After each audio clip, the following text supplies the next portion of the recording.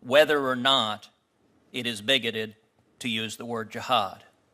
So this is when I think it's problematic. I think it's when we have public officials, whether it's members of Congress, members of the administration, who are going out and describing the problem as a problem of jihad or a problem of radical Islamic terrorism.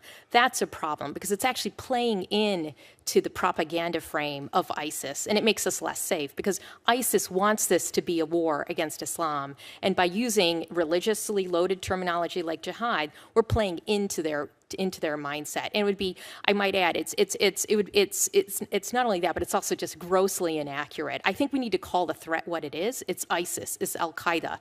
And it's no different than the KKK or those who attack abortion clinics. We wouldn't go and say there's a problem with radical Christianity or radical Christian terrorism. We call the threat what it is. It's the KKK. It's those who are attacking women's health clinics. So, Ms. Kara, I will note that I've asked you now twice if your organization has the view that the 9/11 Commission report was bigoted or offensive, and twice you have declined to answer that pretty straightforward question. So let me try it a different direction. Oh, well, maybe I didn't understand your question properly, Mr. Chairman. The use of the term in general by the 9/11 Commission report, I don't think is problematic in itself. I think it's in general as officials are talking about what the threat is. I think that's what my concern is. Well, if it wasn't a concern, then why would it be purged from 126 down to 0000? I can't explain the at administration's. The I can't. I obviously cannot speak for the administration and these government agencies that did that, and what their thinking was, and developing those documents. They did so in response to a request from your organization in writing calling for a quote purge.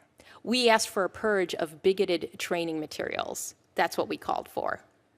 Well, let me try it a different direction. On March 16th, 2015, the Long Island Press quoted Glenn Catan, who is the legal director for your organization, as saying, quote, like, what are you going to do about radicalization in the Muslim community? That's nonsense. There is no such thing. I'm curious, do you agree with the legal director of your organization that there is no such thing as radicalization in the Muslim community?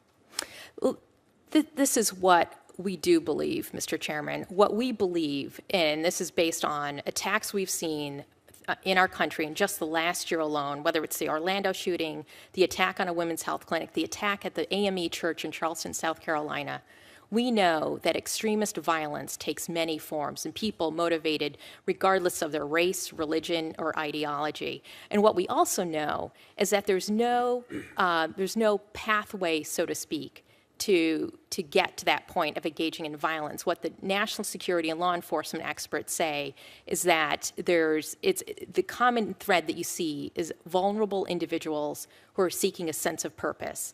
And so we totally disabuse and do not believe in this canard that there's somehow a pathway to radicalization. And that's what numerous studies have shown as well. So I want to give you just one more opportunity to answer the question directly, because I don't believe you did. Do you agree with your legal director who said, quote, there is no such thing as radicalization in the Muslim community? There are violent individuals in all communities, including the Muslim community. But is it connected to any ideology? There are some people who, where there is ideology that's a part, but ideology is not the center or even part of the center of the causation for what causes people to engage in violence. And it's not just me that's saying that. It's experts like my colleague, Mr. German, and law enforcement and national security experts who say that. So I'm just going to give you one more opportunity to say whether yes or no you agree with the legal director that there's no such thing as radicalization in the Muslim community. I'll note for the record, Senator Durbin apparently doesn't want you to answer that question. I would like you to show the courtesy of this witness instead of badgering her. Thank you, Mr. Senator Chairman, Durbin. you've been very courteous.